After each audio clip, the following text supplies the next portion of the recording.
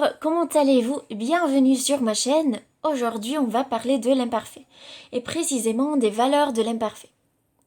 D'abord, on va faire un petit rappel. Quelles sont les terminaisons de l'imparfait?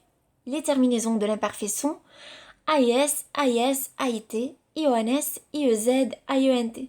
Et là, je dois préciser que les terminaisons de l'imparfait sont simples puisqu'elles ne changent pas d'un groupe à l'autre. Donc, que ce soit les verbes du premier, deuxième ou troisième groupe, on a toujours les mêmes terminaisons. On va voir par exemple le verbe chanter.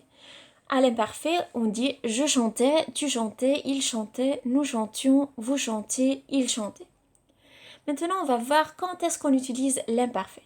Alors d'abord, évidemment, on l'utilise pour raconter quelque chose au passé, puisque c'est un temps du passé.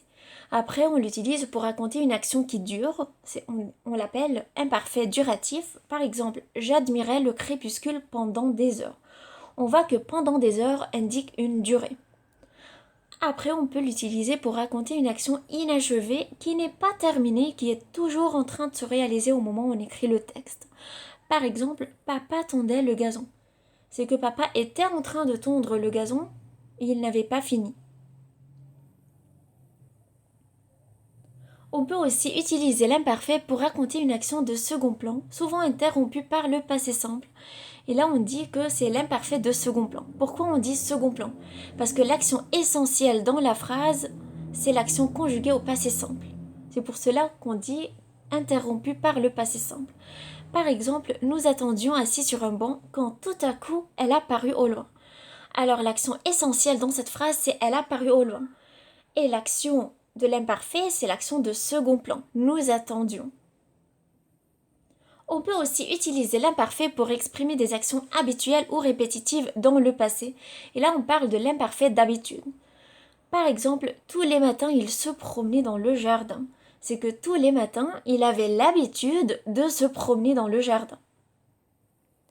Enfin, on peut utiliser l'imparfait pour décrire. On l'appelle l'imparfait de description. Et là, on voit souvent cet imparfait dans les textes descriptifs. Par exemple, le ciel était bleu. Maintenant, c'est à vous. Quelle est la valeur des imparfaits en gras? La campagne était calme.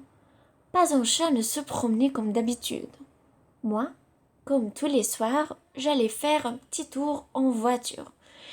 Essayez de réfléchir à l'exercice et j'attends vos réponses en commentaire. Merci d'avoir regardé cette vidéo. Si vous voulez vous abonner à la chaîne, vous n'avez qu'à cliquer sur la petite cloche. À très bientôt.